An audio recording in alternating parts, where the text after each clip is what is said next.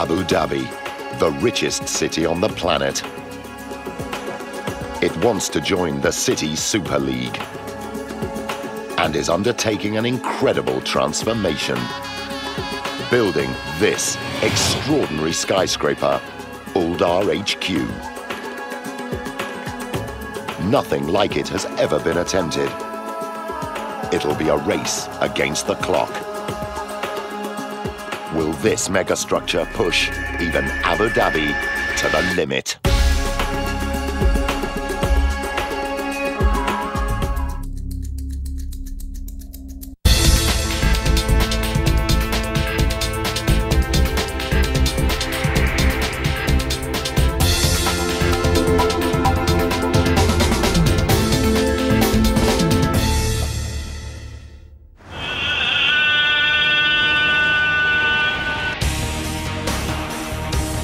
Abu Dhabi is in the midst of a construction boom. It's the largest of 7 sheikdoms known as the United Arab Emirates. Its capital, also called Abu Dhabi, is the richest city on earth. Its ruler, Sheikh Khalifa, has a cool $875 billion in the bank and an audacious spending strategy to match. He wants to transform the skyline and compete with the international elite of London, New York, and Hong Kong. But this is not the first time the Emirate has stood at the crossroads. Just decades ago, Abu Dhabi was a desert backwater, until the discovery of oil in 1958 brought unimaginable riches to its ruler, Sheikh Zayed. As the petrodollars flowed in, he converted the shell houses into high-rise, and the traditional way of life was swept away. Today, Abu Dhabi is a thriving metropolis, sitting atop the world's 5th largest oil reserve. But black gold alone cannot put this city in the Super League. To do that, Sheikh Khalifa must lure big business and tourist dollars. Abu Dhabi must expand to thrive.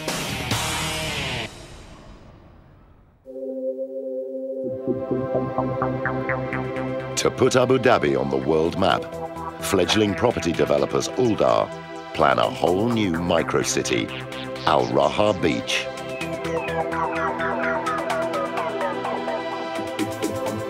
It's an ambitious proposal. At 11 kilometers long and almost a kilometer wide, this city on the sea will be the biggest project ever attempted in Abu Dhabi's history. Mohammed Al Mubarak is in charge of delivering this audacious development. The vision of their highnesses and the vision of Uldar was to create this almost mini city where people can live, study, play, and work in one destination. Al Mubarak must attract investors if Al Raha Beach is to succeed. So to launch the project, he commissions a signature skyscraper.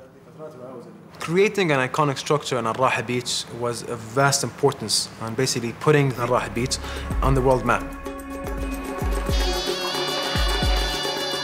Al Mubarak sets Lebanese architect Marwan Zareb the task of designing an icon, but raises the stakes even higher. The building will become Uldar's headquarters in the heart of their colossal development. But creating something new in a land where the iconic is the everyday won't be easy. Neighboring Emirate Dubai has taken center stage with a number of headline-hitting projects.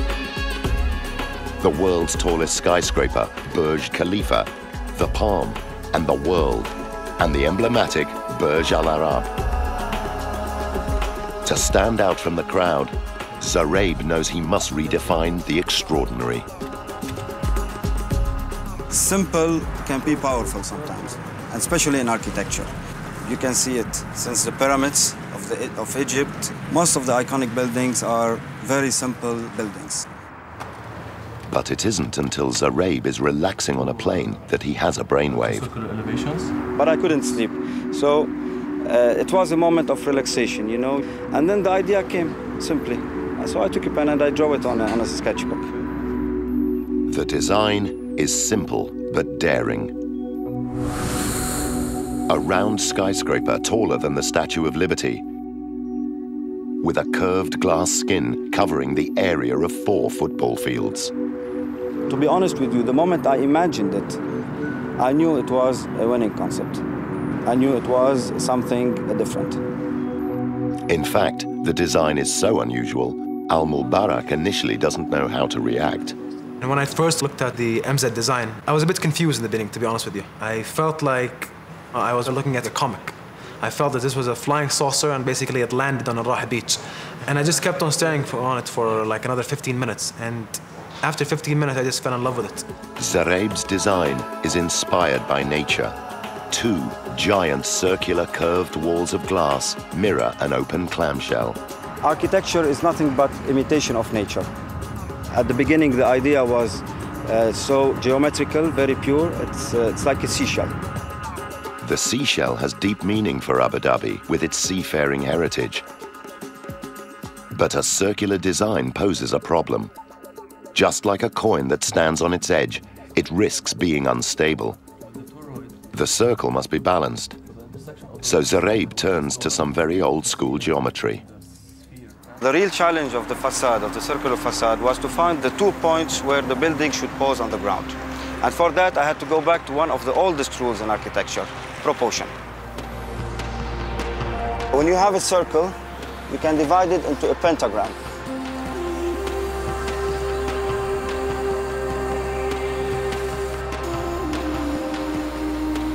And that pentagram, in fact, is a representation of the cosmic body of the human being.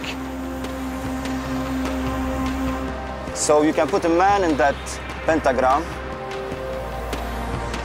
the man and the universe.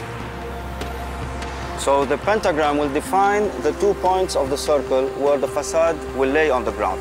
And this will create the perfect balance. It was the same thinking that led 16th century philosopher Heinrich Agrippa to draw man as a pentagram inside a circle, and has helped architects to proportion buildings for centuries. But it's not the skyscraper itself that poses the first major challenge. It's the proposed site. They wanted to show me the site, but all you can see was the sea, nothing but the waters.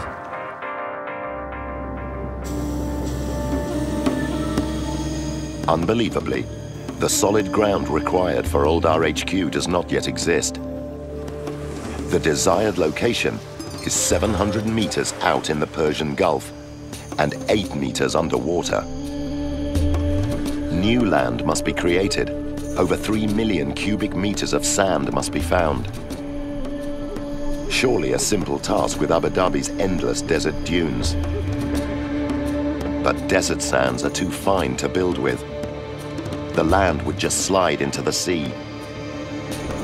Marine sand is needed. Its larger grains help it stick together, creating the perfect base to build on. Dredging sand from the seabed is one solution, but fortunately, the last sheikh has already done the job for them. Whilst cutting a shipping channel in the late 1970s, Sheikh Zayed created an island of discarded sand. Luckily for the engineers, it's just across the water, so they decide to move all 20 million cubic meters of it. A fleet of cutter dredgers eat their way into the island.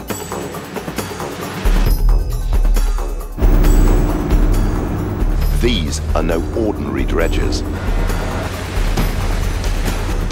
It takes an enormous claw layered with 48 reinforced steel teeth to slice through the hardened sand. The sand is pumped through a floating pipe to the construction site.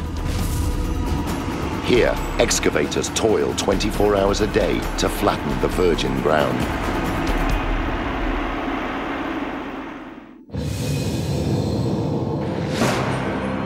After 8 months, the land for Old RHQ is fully formed, and with this, the first major problem overcome.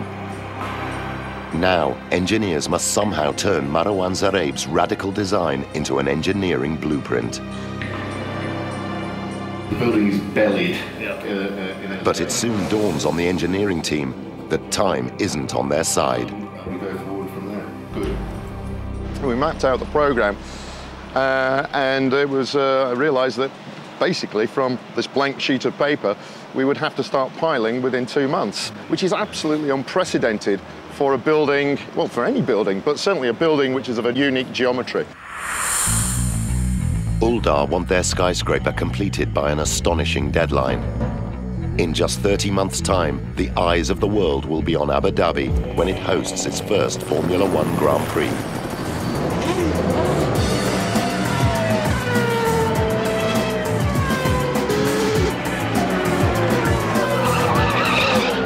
The racetrack will be on its own designated island, complete with hotels and theme parks. And Uldar are building the lot. The international press and tens of thousands of visitors will descend on the city. It's the ideal opportunity for Uldar to showcase their new HQ. But to stand any chance of meeting this target, the team will have to pull out all the stops.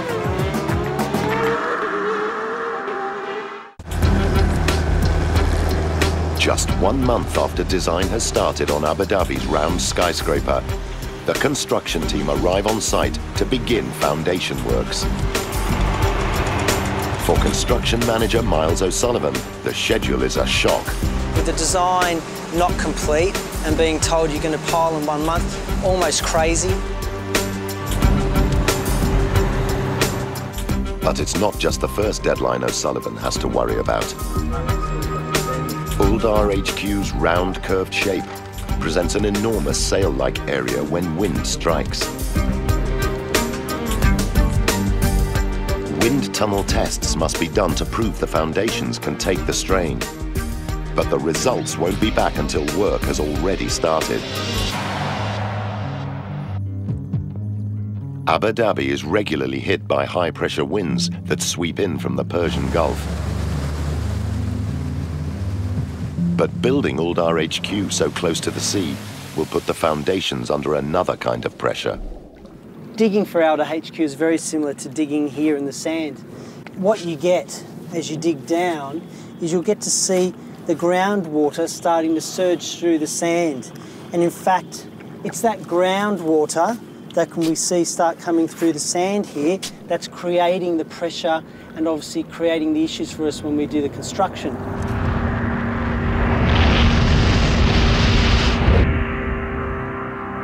The upward pressure of the water and the loose sand pose a problem for foundation construction. Before excavation can begin, the team must build a solid barrier called a diaphragm wall or D-wall. It's a concrete barricade formed of interlocking panels which socket into the bedrock and reach 16 meters below the surface.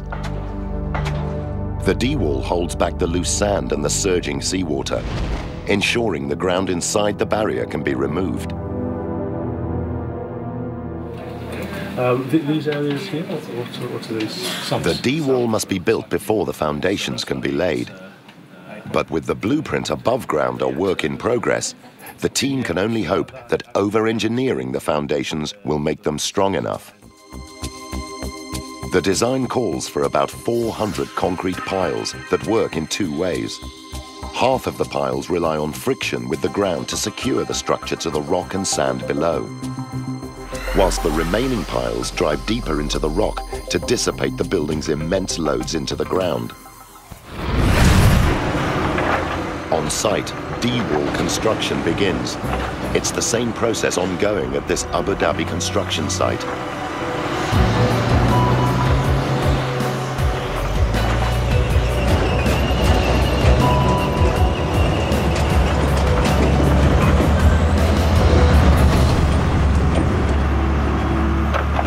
Until recently, Al Raha Beach was just a vision for Uldar's Mohammed Al Mubarak, but the dream is slowly emerging from the sea.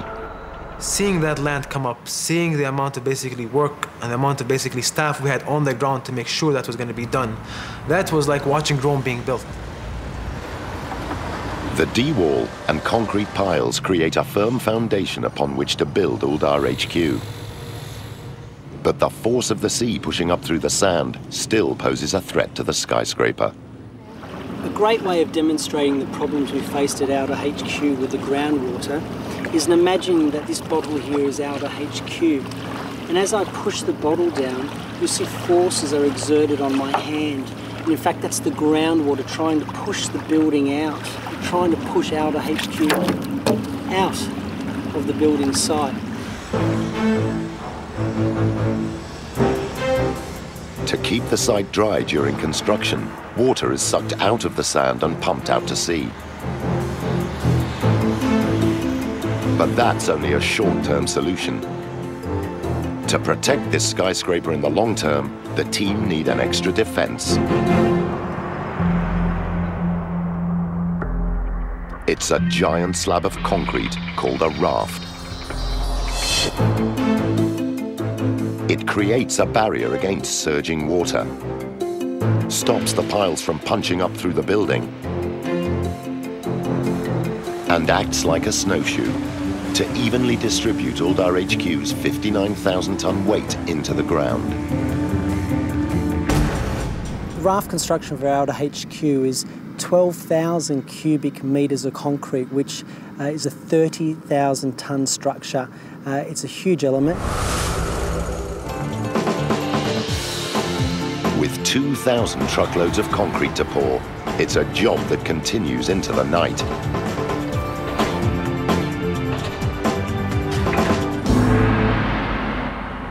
But engineers are just getting to grips with the severe forces that will affect the piles.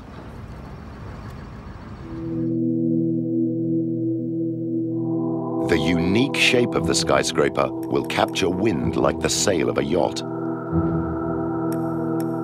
There are no guarantees the foundations will be strong enough to cope with the loads. The advanced construction works had to commence so quickly that we didn't have time to do the wind tunnel test. It was important that we did one, primarily because this is a unique shaped building. Gibbons calls upon wind engineer Roy Danoon in Colorado, USA. He puts a scale model of the HQ through its paces in his high-tech wind tunnel. Right at the start, Craig Gibbons actually called me and said, "We've got something really unusual coming up. Can you take a look at it and give us your first best guess of what the wind loads might be? Give us some guidance on how to get to some loads for the foundations, because this is running on such a fast-track schedule." Knowing that Gibbons is already building the foundations, Danoon wastes no time in firing up the fans. If the tests reveal the wind loads are higher than predicted, the foundations already in the ground may have to be redesigned. To be putting in the foundations before we could finish the wind tunnel testing, that always gives us a little bit of cause for concern. Danoon is right to be worried. He knows how high-altitude wind impacts on very tall rectangular skyscrapers. But Uldar HQ's lower height means another type of wind is the threat. When we look at the really extreme wind speeds in the Middle East and in this region, we find that the highest, what we call gust wind speeds, the short events, are caused by thunderstorms. Abu Dhabi may appear sun-soaked, but during the spring, the intense sun heats the moist air, causing spectacular thunderstorms. Wind speeds can escalate up to 137 kilometers per hour. The key issue with thunderstorms in this region is that they give the absolute highest gust wind speeds. Now, for the very, very tall buildings, that's not too critical because they occur down low. For Uldar HQ, they were really critical. Thunderstorm winds are strongest between 50 and 150 meters above ground. Uldar HQ is right in the danger zone. In advance of getting the wind tunnel tests, we'd speak a lot with the wind tunnel engineer, Roy Danoon. And Roy would wind me up about the kind of loads he was getting, etc. And knowing that the piles were going in as we spoke. Wind hitting Uldar HQ's sail-shaped facade puts the building's narrow base under pressure. The wind wants to twist the structure. The foundations must be strong enough to resist these forces. A little bit more smoke there, Doug. And if you could just crank the speed up in the tunnel just a touch. A little bit more. Danoon analyzes the wind tunnel data. Fortunately for Gibbons, it's Danoon's jokes that have no foundation. when I got the results back from the wind tunnel test, and they were within an absolute whisker of my early predictions. And I was just delighted by that. I couldn't wait to get on the phone. They were pretty relieved, I think, because I think they'd been sweating on it a bit. It was a great relief to know that Roy was just winding me up, and that in actual fact the wind loads were very much in line with what our expectations were. The results of the wind tunnel test are great news, but the relief is short-lived. Now the structure needs a super strong backbone or core. But again, conventional building won't fly with this design. For Alder HQ, one core wasn't enough. We needed 2 cores, in fact, to take all the loads down into the structure. Uldar HQ needs 2 concrete cores for extra stability. The twin spines rise a full 125 meters from the concrete slab to level 23. Reinforced with 6,500 tons of steel, these cores will transfer the loads into the piles. But to channel these forces safely, the concrete must be cast without any flaws. They need a way to build the cores as 2 single pieces of concrete. The answer? To slip form. It's a clever way to build big concrete towers. Liquid concrete is poured into a giant mold, which forms the shape of the structure. The mold slowly climbs up the core as it's cast, forming a single concrete tower without any joins.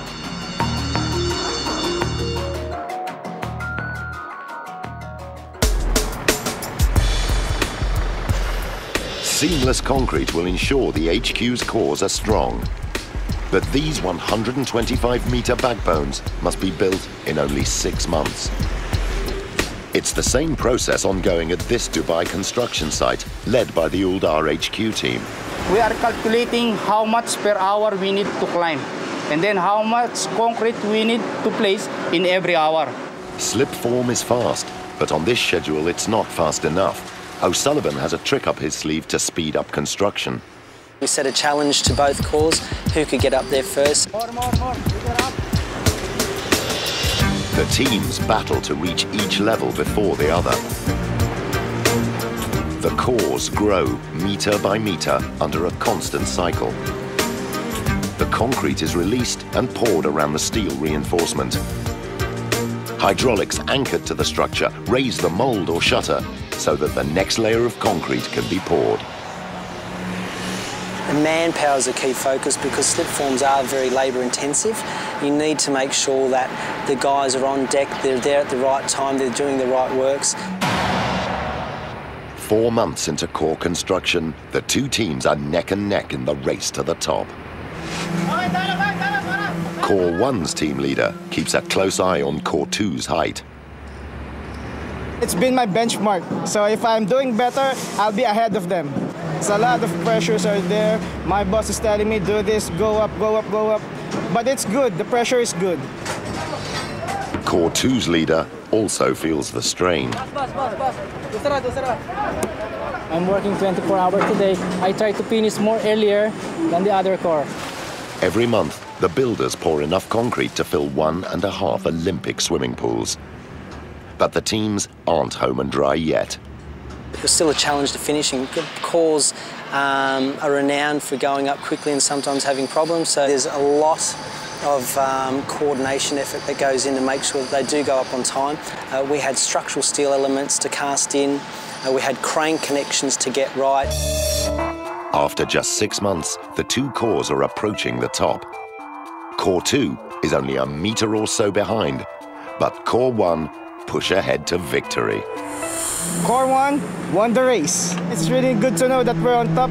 For O'Sullivan, the contest to build the cores in record time has paid off. A lot of planning goes into the cores. To see it come off, a fantastic feeling. But it's only a stepping stone, the core construction. There's a lot more to go on.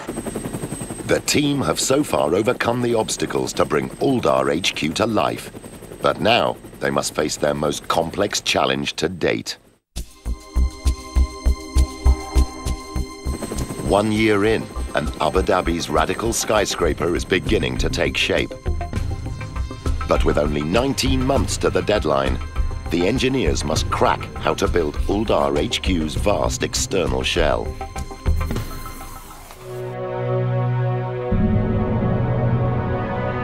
The design demands a heavyweight shell to support its wide girth and survive huge wind loads. But the architect stipulates open office space, floor-to-ceiling windows, and panoramic views of the Persian Gulf. In the United Arab Emirates, the shells of rectangular skyscrapers are built with concrete.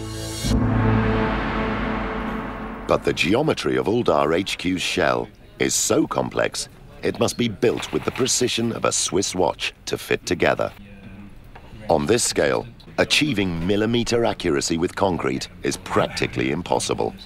We knew at the outset a wholly concrete building was never going to work in this instance. And Stuart, we understand that now we've been able to get a high degree of repetition through. And then we go. The engineers need another solution. The answer? A specialized steel exoskeleton called a diagrid. It's a muscular but slender steel frame that will form the HQ's unique shape and will channel forces through its high-strength beams and joints into the cores. Steel is very strong as a single element, but meshing them all together gives us this added strength and also allows us to make these rather unusual shapes. The very first sketch of the B&U, However, is the impact on the floor structure. so we could have 3 teams of guys working. One, The steel exoskeleton should make the architect's vision possible, but it'll be a first for the United Arab Emirates. Constructing a skyscraper like this will be a step into the unknown. The geometry of the building presented a significant challenge to us, but the other challenge was that a diagrid building, or buildings using this diagrid system, had never been built before in Abu Dhabi and the UAE. Let's have a look at it if you don't mind. It'll take expert steel fabricators to pull this job off. When we first seen the design, it was something that we knew we had to put our most experienced guys on it. The structure's very, very complex. The army of fabricators work in shifts around the clock to cut and weld 2,500 tons of steel. The factory is building a series of A-shaped steel sections, weighing up to 30 tons each. They will connect together to form the structure's signature curves. But if manufacturing these giant A-frames is not a big enough job, lifting them into position on site will be a major challenge.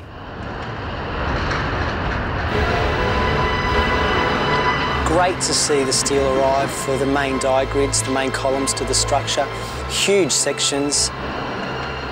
The thought of actually starting the steelwork some 18 months after we started the job, fantastic. But excitement of the first A-frame delivery is soon replaced with trepidation. Lifting these monsters will be a precision job, and tensions run high. When we rigged the first A-frame up, you've got to put all the chains on it. It would take maybe an hour to rig it up, and everybody's then thinking, I hope this is going to work. Everyone is on tender hooks. Now is the moment of truth. The A-frame is lifted off the ground. There was a big ah from the crowd when it went in. The first exoskeleton section is finally bolted to the base plate.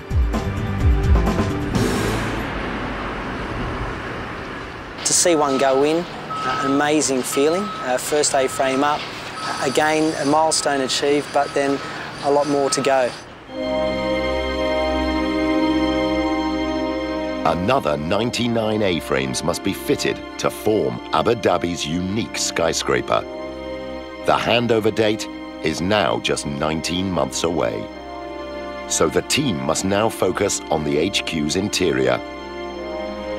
The structure needs an alarming number of restrooms, 85 in total. This is no weekend DIY job.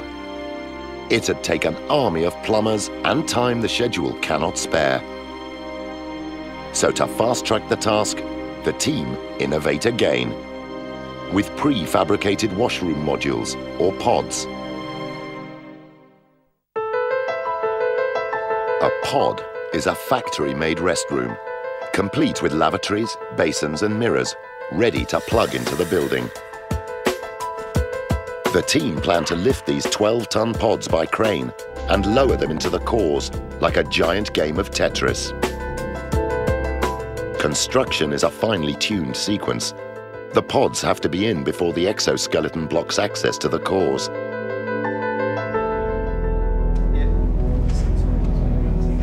Uldar must approve the design fast, but there's a problem. We produced a lot of visuals and graphics which we had signed off. Then we actually built the pod. We went to look at it at the factory and a lot of people thought that's it. But Uldar unexpectedly rejects the pod design. It's just too ordinary for such a futuristic skyscraper.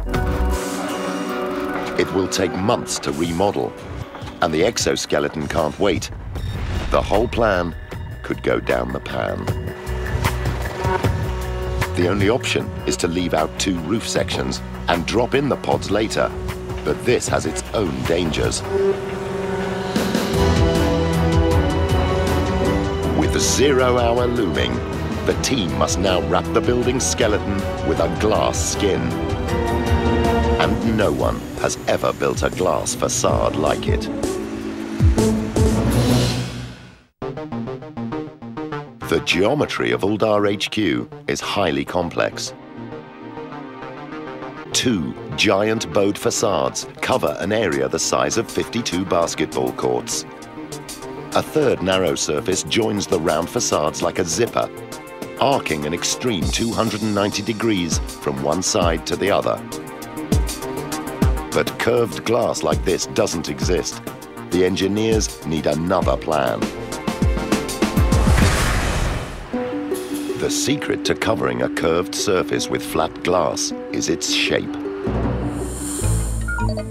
Square glass isn't an option. Squares can only bend in one direction at a time without distorting. Uldar HQ needs triangles. They can pivot on 3 axes and seamlessly join with their neighbors. To form these complex curves, it'll take 25,000 individual panes.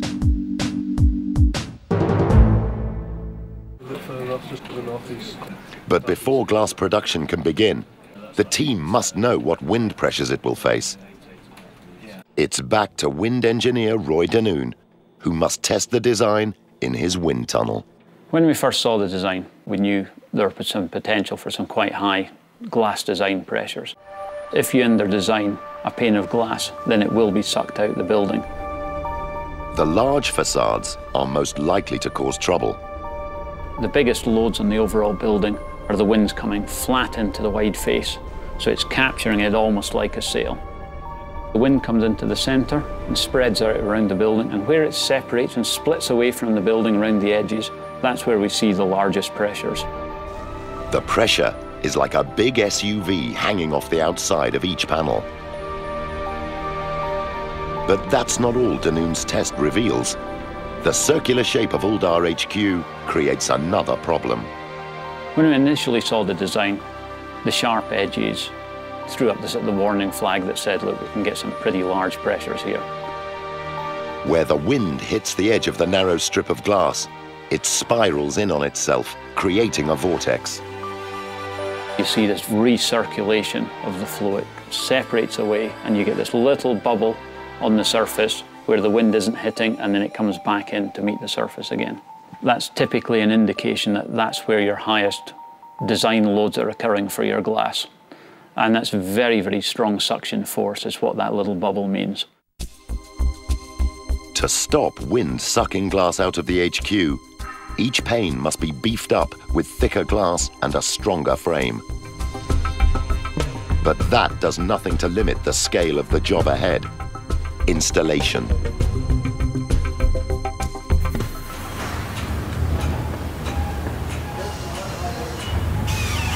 You talk about 25,000 pieces of glass. To do that for the building in 10 months, it's a monumental effort. It's a constant battle, making sure that you get the glass to site. But having the glass factory on site is a lifesaver. It made it easier for the site to actually call up on glass. Once they are installing the panel, they ran out of glass, we're immediately on the phone. Hey, we need more panels over there, so we got them on a truck, and 5–10 minutes later they were on the site. The glass factory sends the panels to the site by truck, and the panels are lifted by crane up to the installation team.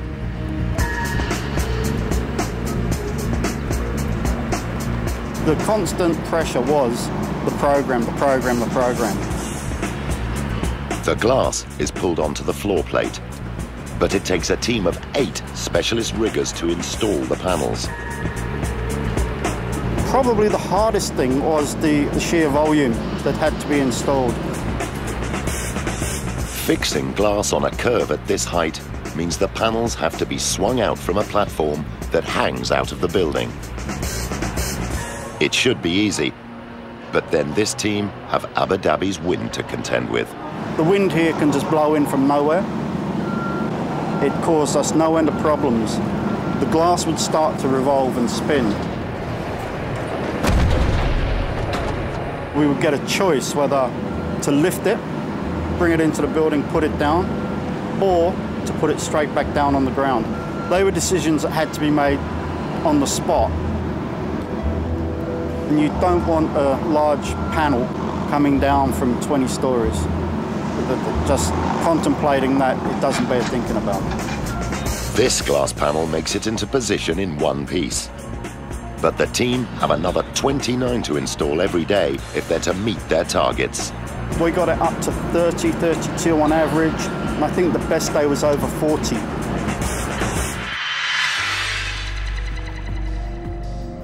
But as the line of glass fast approaches the top, the team must install the delayed washroom pods to close up the roof steel. Yeah, so if they did...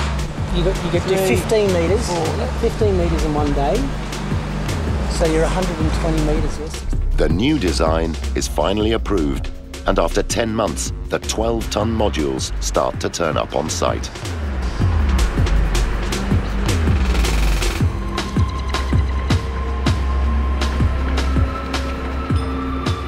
The pod drops are quite quick. We hook them up, we take them up the 140 metres to the top of the tower crane. The pod can now be lowered into the core shaft.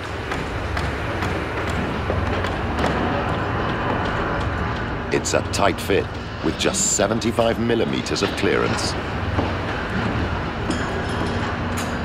When I saw the first pods in, it was a relief that that saga was over and we'd actually managed to achieve what the client wants. The pods are on the move, but the long delay has serious consequences.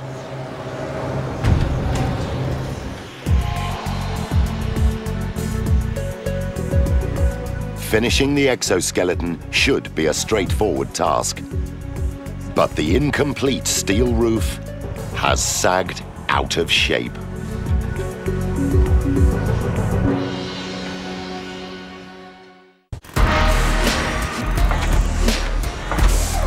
Eight months from the deadline, and the world's first spherical skyscraper is fast approaching completion. But with the end in sight, construction hits a serious snag. The delay in fitting the washrooms into the cores has forced the team to leave the roof arch open, causing the steel to slouch out of shape. The arch of the HQ's lightweight roof is the key to its strength. Its curves evenly distribute the forces down into the foundations.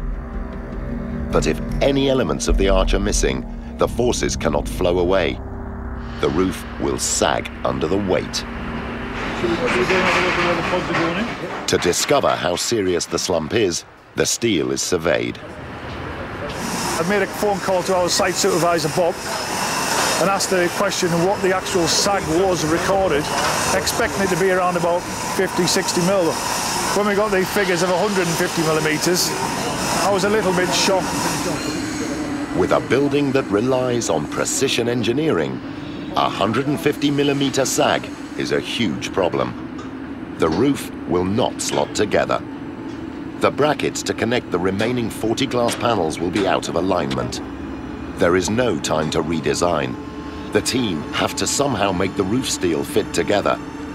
The only way is to lift the entire roof into position, and it weighs a staggering 200 tons. Even for experienced steel engineer Bob McPhee, this is a serious undertaking. I hate it when you start waking up thinking about your work. I've never liked to do that. To lift the roof arch, 2 hydraulic jacks are positioned on top of a load-bearing wall, carrying 80 tons of weight into the core. 2 more jacks are propped with 16-meter-tall steel columns and channel 40 tons each into the concrete floor of level 23. The props are packed with steel slabs to hold the roof in position as the jacks are raised. The roof was moving firstly a couple of millimeters, then 5, then 10, then gradually into its position 20, 50, 100, and then into its final position 150 millimeters. The entire roof is raised by a whopping 170 millimeters. The slumped arch is finally in the right position. All that remains is to lift the last steel section.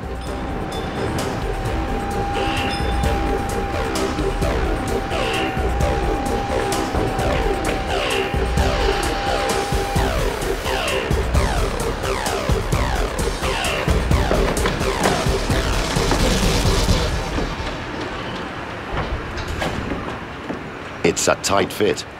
With a millimeter to spare, the roof is finally complete.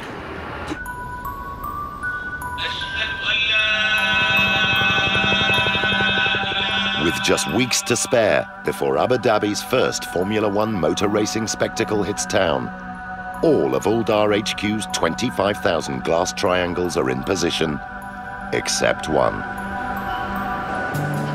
The glass installation team lower the pane inch by inch. No one wants to be responsible for shattering the last sheet of glass. It's a defining moment for the team. Finally, the last pane slots into place. Ecstatic. And actually see the last bit of glass go in.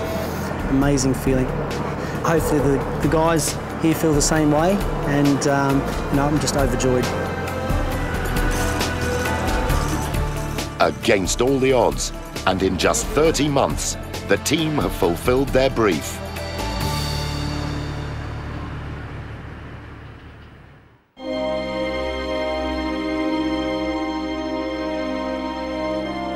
An engineering triumph. This is Uldar HQ. This spherical skyscraper, a world first, rises 125 meters above the Abu Dhabi sands.